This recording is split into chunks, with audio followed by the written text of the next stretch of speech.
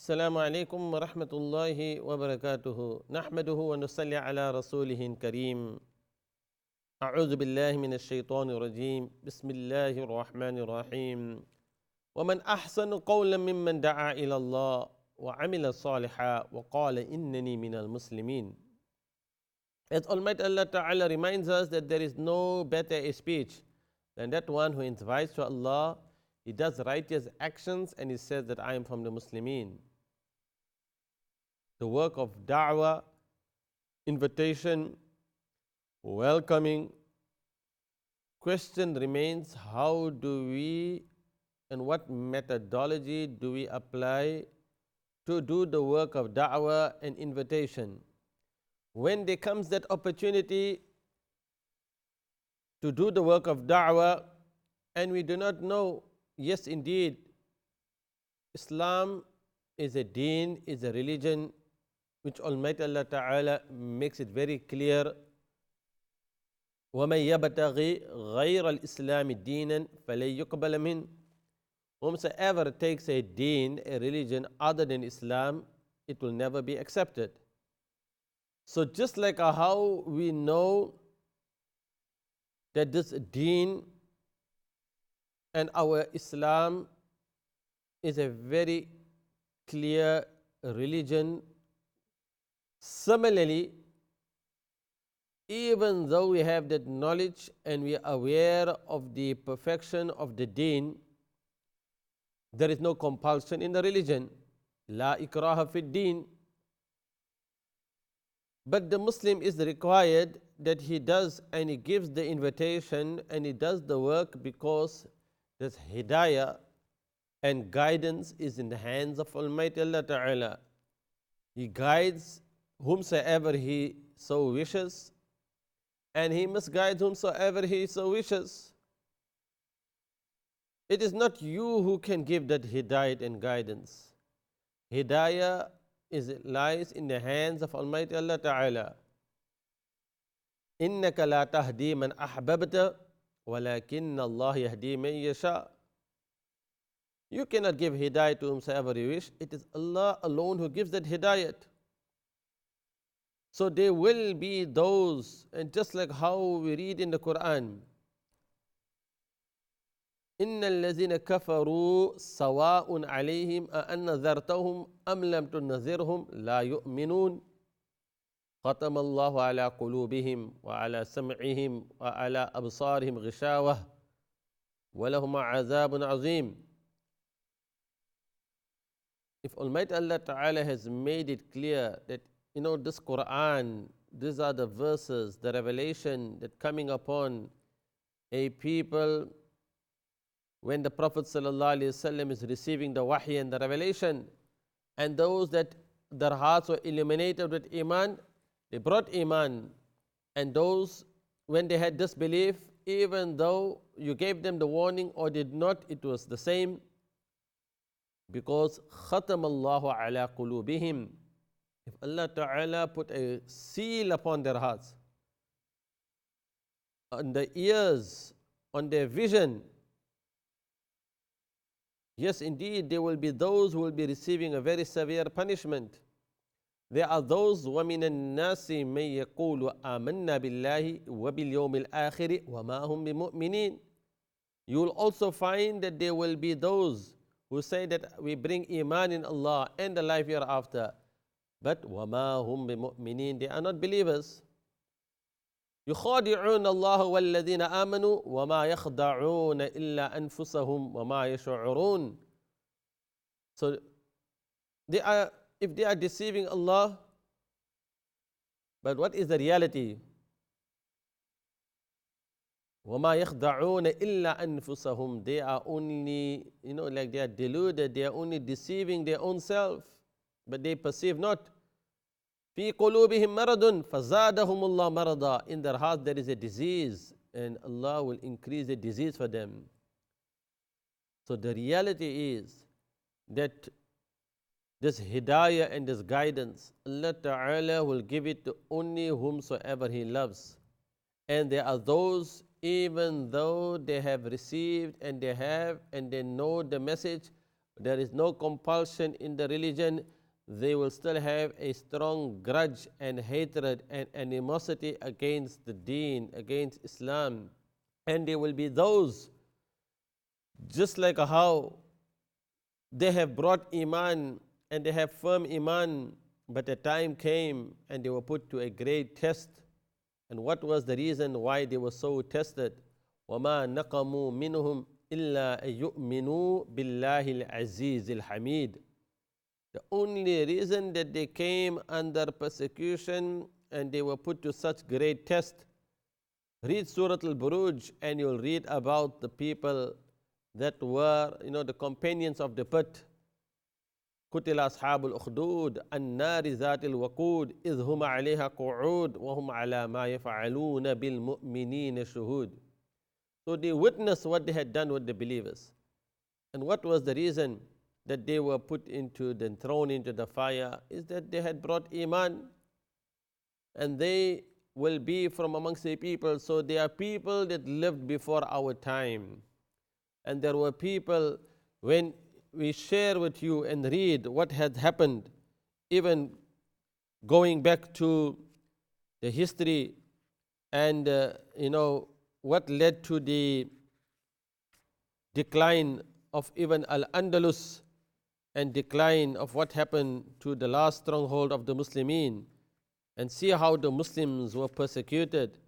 And not only that, see also about those people who had, even because we had the Unitarian Christians, we had the Trinitarian, and see how they were also persecuted. So when we see that here is an example of how a people were put to such great test, such great trial, the only reason because they held on to the Iman. So interrogation of suspected, it says here, crypto Jews, crypto Muslims included matters such as waterboarding, in which the suspect is tilted backwards and water is poured on a cloth covering his or her face to stimulate the feeling of being drowned. After this grueling experience, anyone who confessed became the focus of a public spectacle in the town's largest plaza. Those who repented would be strangled as an act of kindness before being burned at the stake. And the repented is here in brackets. So according to the historian Henry Kamen, 150,000 were processed, that is interrogated, by the Spanish Inquisition, and between 2,000 to 5,000 were burned at the stake. Those who died during the torture, or in brackets relaxed as it was called, were burned in an effigy.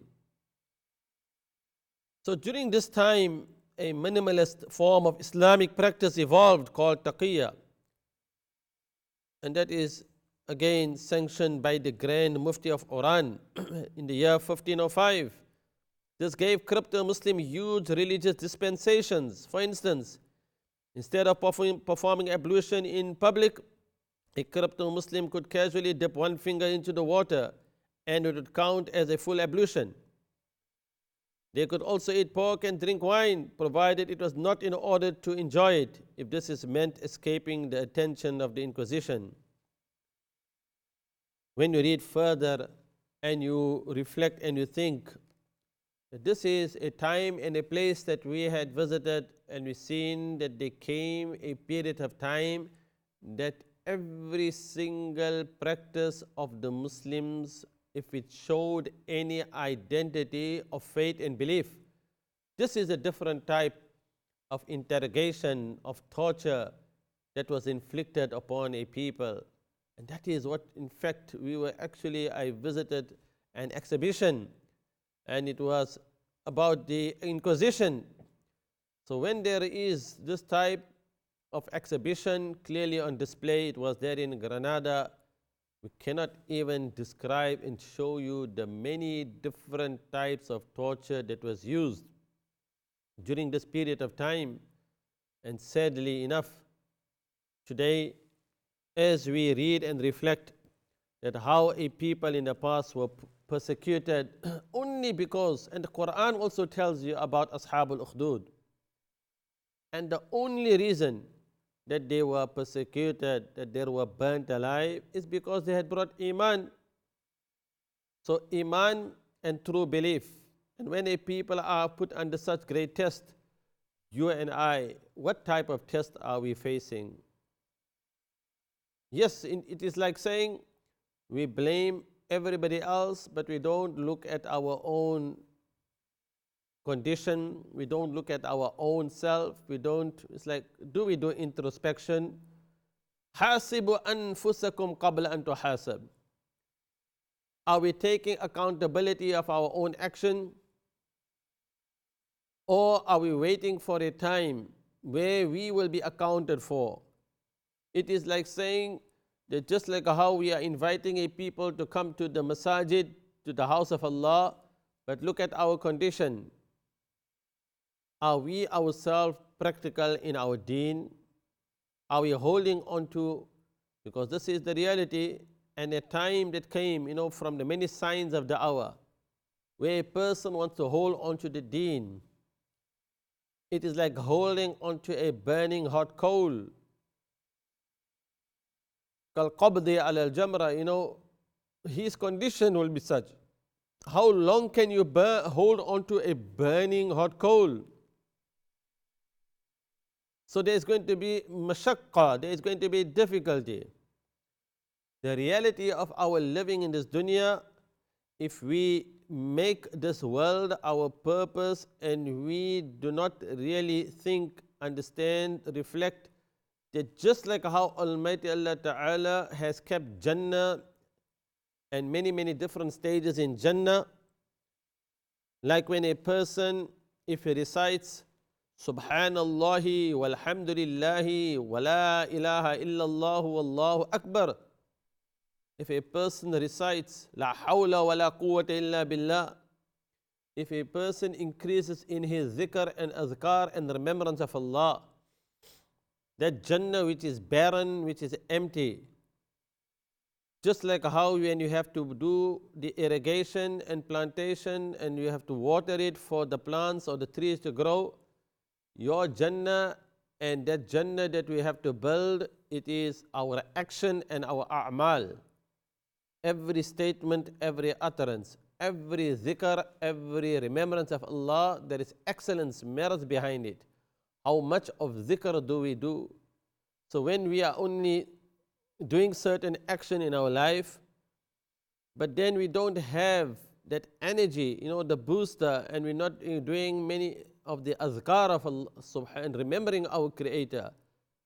It is, again, this reminds me that today we visited the Gardens of Peace there in Ilford, and amazing to see that now such an important location, a cemetery, Muslim cemetery here in East London, there in Ilford, and also to learn, just like how we have Eternal Gardens, and now we see that Gardens of Peace, they have acquired the new land in the last 2 years, and already over, if I'm not mistaken with the number, over 1,100 have been buried already, and it's only open for 2 years, and they have capacity of 6,000 spaces, and that is getting full so very fast. So if you look at the percentage of the people that are, and yes, indeed, it is like saying if you have Muslims that need to have burial space and burial ground, and Brother Omar Farooq, when he explained about the number and the percentage of the Muslimin and the large number of burials, it is as if though space is running out, and Muslims, even if you look at 20% of those burials are from the Muslimin, indeed, the reminder is that just like how you visit this place and location and you see so many graves and different ages, from child, from babies, fetus, all different adults, visiting a place and seeing and knowing that yes, indeed, just like how there was a time you had great rulers and you had great empires and dynasties, look at the history. Every single person, no matter what his walk in life is, a time will come that is the final destiny and journey. That is where it's all going to end. Kullu nafsin dha'iqatul maut. Every soul shall taste death.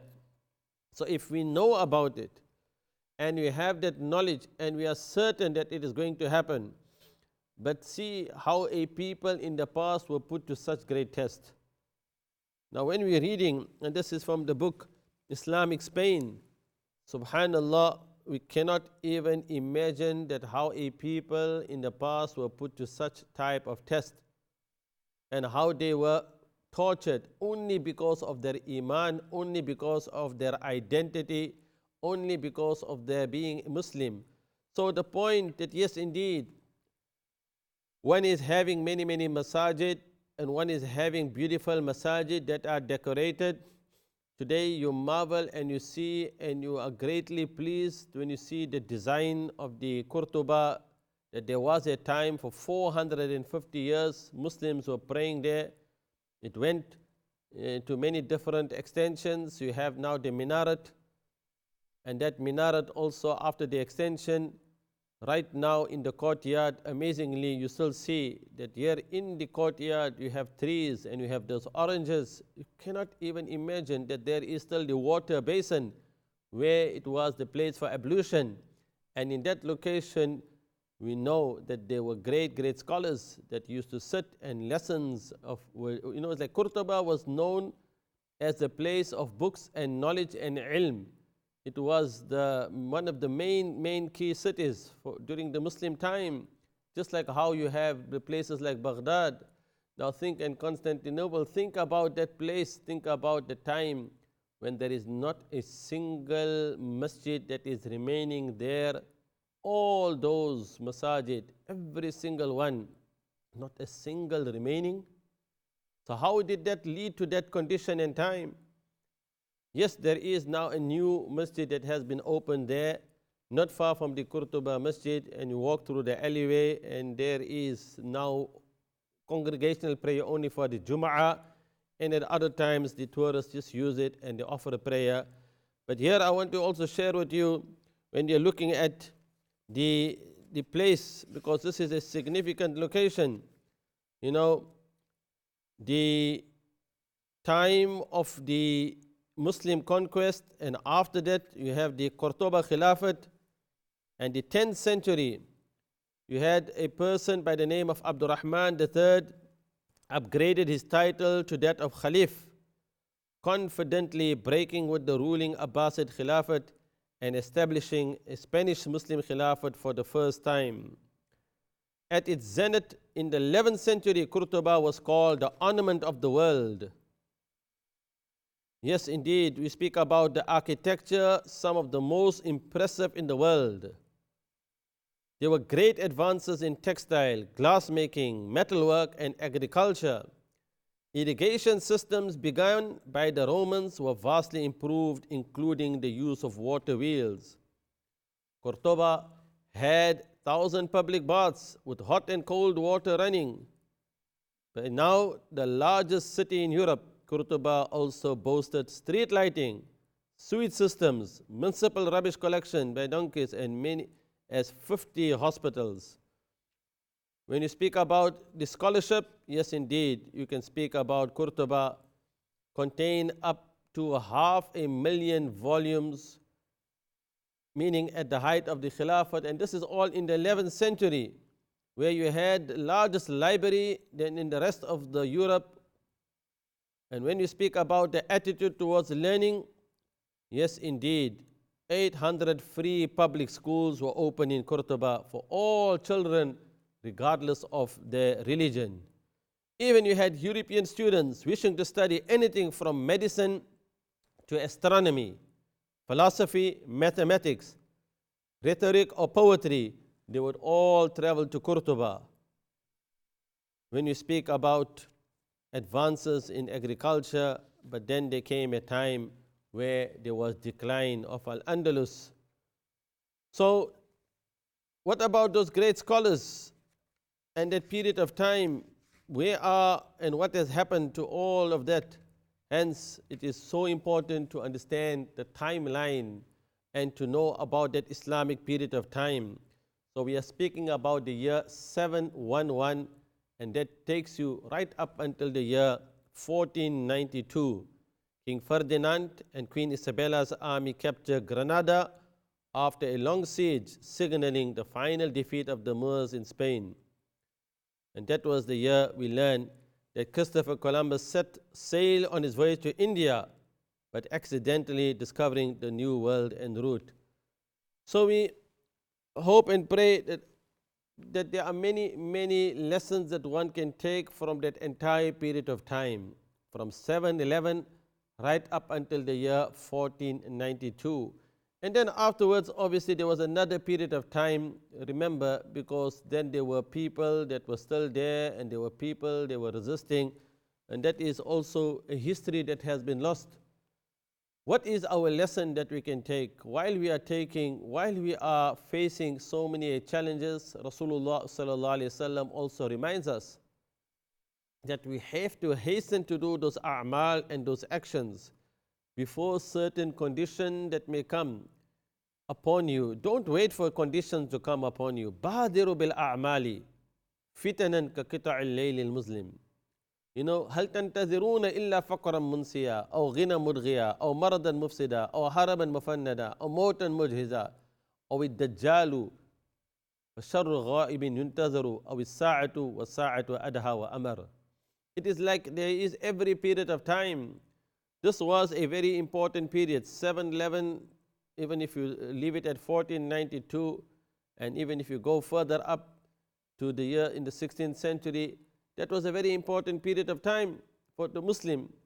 But in our time also, here we are in the 21st century. We have every time, every era, every dynasty, we all have to go back to the beautiful original teachings of the Prophet sallallahu alaihi wasallam, and we take our deen and we take our lessons from Rasulullah sallallahu alaihi wasallam. And just like how those that reached very height, we say a period of time, and then there comes decline, we have to again reflect of why certain conditions that come upon the ummah in different period of time, and whom Almighty Allah Ta'ala uses for a people to create and to make the change. I leave you with the statement of Amir al-Mu'mineen Umar ibn Khattab radiallahu anhu when he enters Jerusalem, and remember his beautiful statement, and this takes us back to the year 15th year after the Hijrah. Inna kunna qawman azilla, that we were a disgraceful people. Inna kunna qawman azilla fa'azzana Allah bil Islam, with Allah Ta'ala gave us izzah and honor with Islam. إذا ابتغينا العزة بغير ما أعزنا الله أذلنا الله. If we look for izzah, honor, glory in any other way, then Allah Ta'ala will humiliate us. May Allah Ta'ala protect us. May Allah Ta'ala forgive us for our shortcomings. And may Allah Ta'ala give us all istiqamah and steadfastness. Until my next reflection program with me, Sulaiman Ghani. Assalamu alaikum rahmatullahi wa barakatuhu.